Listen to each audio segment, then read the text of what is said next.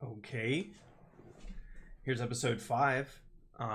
What I do know about this episode is that it's directed by Dave Filoni.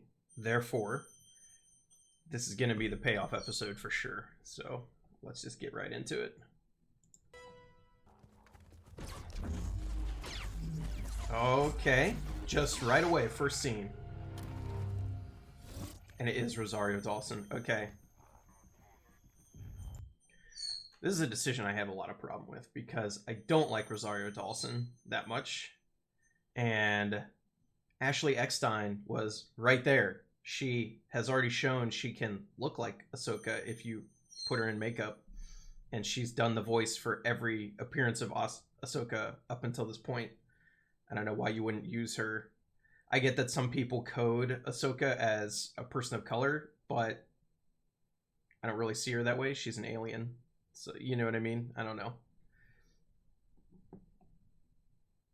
I'm not excited, but I just wish they'd pick somebody else. With the white lightsabers already. Okay. Oh, wow.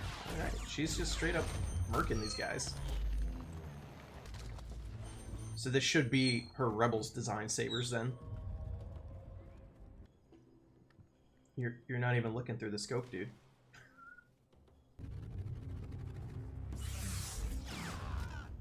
The first person like Predator cam is pretty cool. I've been expecting you. With her theme coming on. That's a nice touch. What I want.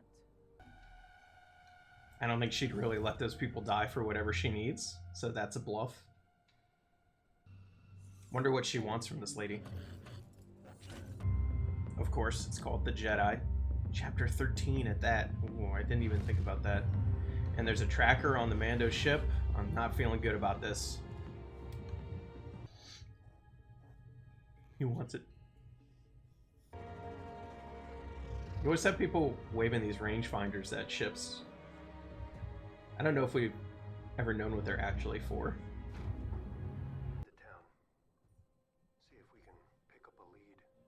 Like, he knows nothing about history.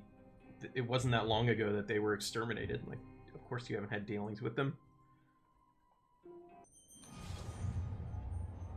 Is he gonna get roped into defending the town from her? He's a little naive. I worry that that could be the case.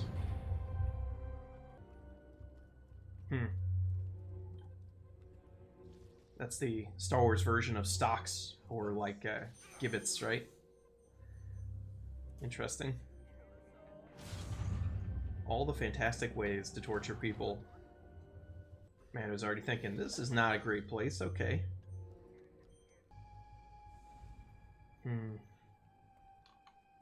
Droid bodyguards. My price is high.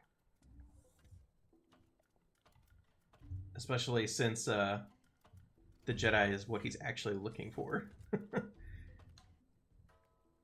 Is it a spear made of Beskar? Because that'd be awesome. Ooh, that's satisfying. Beskar. Thanks for the info. I don't think he has any intention of killing her. He's just gonna help her take over this town and take the spear. So who's this guy who's backing up the warlord? He's clearly her military man. I want to know more about his backstory. I am actually kind of glad they showed Ahsoka at the beginning of the episode instead of drawing it out. I feel like that's just a better way to go about it. He actually uses his scope. Beskar blocks lightsabers. We did not know that, I don't think. She has fought Mandalorians before as well, so unfortunate. Ahsoka Tano. Need to talk. Okay. I love how she was immediately in battle mode. I like her outfit though, now that we've got a good look at it. She said, I hope it's about him. So she already knows something's up here. So Mando has a big problem here, right? His goal is to find other Jedi to drop Baby Yoda off with. But at this point, in the timeline, I'm pretty sure that Luke hasn't quite started his school yet. Or if he has, it's really just, it doesn't have a physical location yet. You know, he was training Ben at like lots of different places while he was still hunting down Jedi artifacts. So as far as we know, Luke is out gallivanting around, not really training Jedi yet. So the only Jedi that remain are ones that survive the purge, like Ahsoka here. There's no real collective of them yet. And we definitely don't want little baby Yoda to end up at Luke Skywalker's academy, right? Because that didn't turn out too well. Also, I don't think Mando actually wants to drop him off. Like, how much communication can this kid do through the Force with another Force sensitive? Grogu. Oh, it's got a name.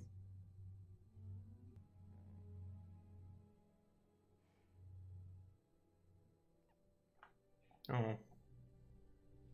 This is actually kind of touching because you realize that basically all the Jedi that went through the Jedi Temple know Yoda. He trained all of the kids. He's like the one touchstone for the entire Jedi Order, and they all have such fond feelings of him. It's just really sad to think about that. You know, she could have still found him during the rebellion years. He was just right there, hiding, you know. And I'm also glad that we get confirmation, because if you had done the math, you know, Baby Yoda was basically born around the same time as Anakin. So it almost had to have been at the Jedi Temple at some point, just because it only makes sense the Jedi were still active. So because he actually had training already. Wow. Was to bring him to a Jedi. She's not a Jedi. And she doesn't feel like she's up to the task. That hurts. Let him sleep. I wonder how she ended up on this planet too. That's a question that I'd like answered, if not this episode, then at some point. Like, why is she here? The last time we saw her, she was going off with Sabine to find Ezra. So what happened with that? Did that succeed, or did she get sidetracked, or like she has to have been here for a while for Bo-Katan to have known this is where she would be. So I don't know. Being inside that little mind. Also, rest in peace, Ahsoka cosplayers who now need to paint more of their skin, basically. He does. It's okay. He's just been a little terror the whole time. It's kind of a sad, traumatic history. Not him. You. Grogu. This is like the episode telling us, okay, quit calling him the kid. Grogu. Give him the orb from the ship that he likes. It's in your pocket. Yeah, there we go. Come on. You can have it. Come Mando's not going to drop this kid off. on. Good job. I knew you could do it. Very good. No. Formed a strong attachment to you. There's no way he can drop this kid off. I've seen what such feelings can do to a fully Oh, trained man. entity. Anakin. To the best of us. To the best of us. I will not start this fight without an attack. 7 assassin droids and a HK-87s. That's right. What I paused to say is, it's not, what happened to Anakin is not fated for, like, the Jedi are wrong about attachments causing falls to the dark side. They're just straight up wrong about it. Just like Luke says in the sequel trilogy, like, the Jedi believe they had everything figured out, but that was hubris. They didn't know everything about the Force, and their strict interpretation of it was actually harmful to their order. Like, look at Obi-Wan. He had attachments. He was one of the greatest Jedi ever. He never fell to the dark side. Like, what happened to Anakin isn't necessarily what has to happen to Jedi that are trained too late, have attachments, all that. And even though Ahsoka's thinking is already very different from the Jedi Order, she still has that idea in her brain from her training, and it's not true. A hired gunfighter, Jedi. They'll never see it coming. It's true. I don't think they've ever lost when they've teamed up in the past. Right over the wall. Walls don't stop Jedi. Oh. They nicely hide all the bisections. And Ahsoka was saying the magistrate herself is also a threat, combat threat. Music's still quite good. Very mood setting. Her sabers look good.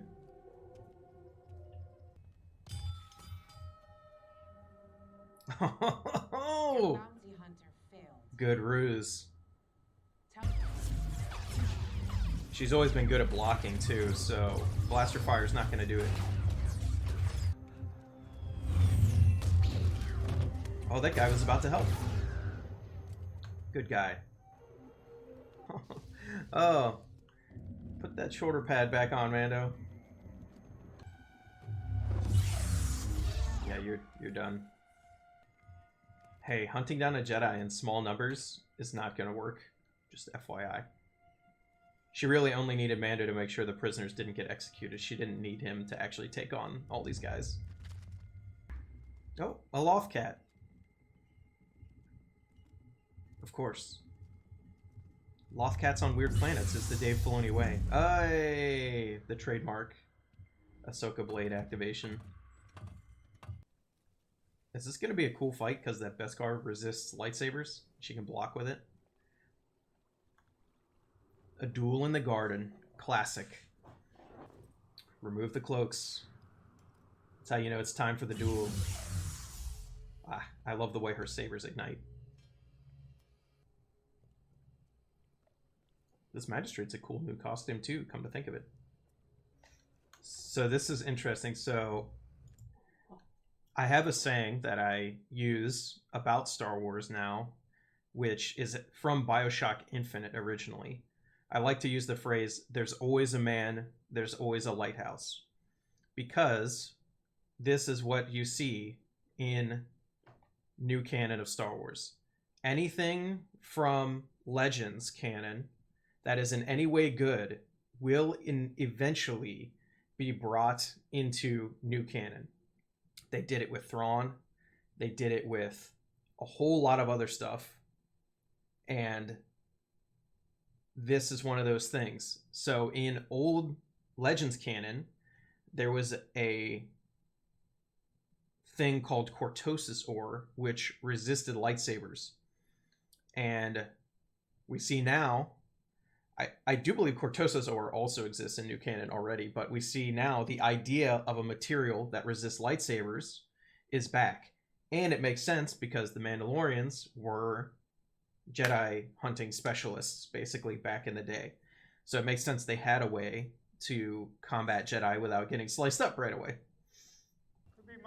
There's still one HK out there. We forgot about it, but it's still out there.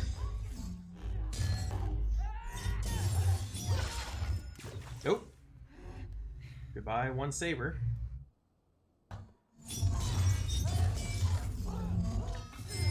Bye.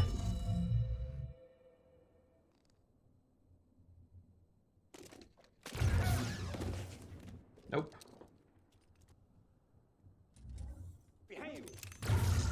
Okay, well. That's all we needed on that. Where is your master? Where is Grand Admiral Thrawn? What? What? They're really going there? Oh my god. So that's how we're operating now. Find Thrawn, you find Ezra, because they got teleported away together. Grand Admiral Thrawn is back in the game and he is bleh. Because I was literally telling people last week, do you think Grand Admiral Thrawn would show up? And I was like, nah, because he wouldn't be involved with the Imperial Remnant. Once the Empire is not useful to the Chiss, why does he have to hang around the Empire? But clearly, if they're going to bring him in, maybe he's in a situation where he has to use these people. I don't know. This opens a lot of possibilities, which I can't even really enumerate right now. All right, we'll just keep watching and see what happens. So where's Sabine? Dude, this is setting it up. Because now he can fight Gideon, who's armed with the Darksaber. Where's your little friend?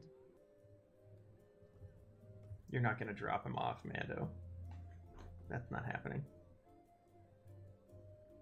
Mando with a spear. They're starting to make it look more and more like the Star Wars Holiday Special every time. Oh, he looks good with that robe on. I like the celebratory version of the theme. It's time to say goodbye. No. Although, if she did take him, can you imagine the pressure on any Jedi Master who's training someone who could be like the next Yoda? Like, if you knew Yoda was going to go on to be Yoda while you were training him, that's a lot of pressure. Go to the planet Tython. Ooh. There you'll find the ancient ruins of a temple that has a strong connection to the Force. We're going to see Tython in live action too? What? On the seeing stone at the top of... We're going to see one of those big old Jedi temples There's a chance in live a Jedi action. sense is present. There aren't many Jedi left. She folds her hands just like she does in the animation too. I'm sure they directed her to do that. Thank you. Wow, we're gonna go to Tython. What?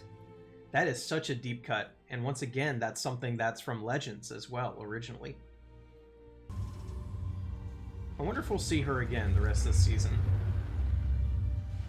Probably so. There's no reason to mention Thrawn if she's not going to keep going after him.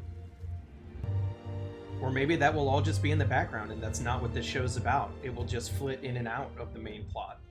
I like that approach as well. You know, just little touches here. Bo-Katan starting a rebellion on Mandalore here. The hunt for Grand Admiral Thrawn here. Just seeding the breadcrumbs for other things. I like that idea.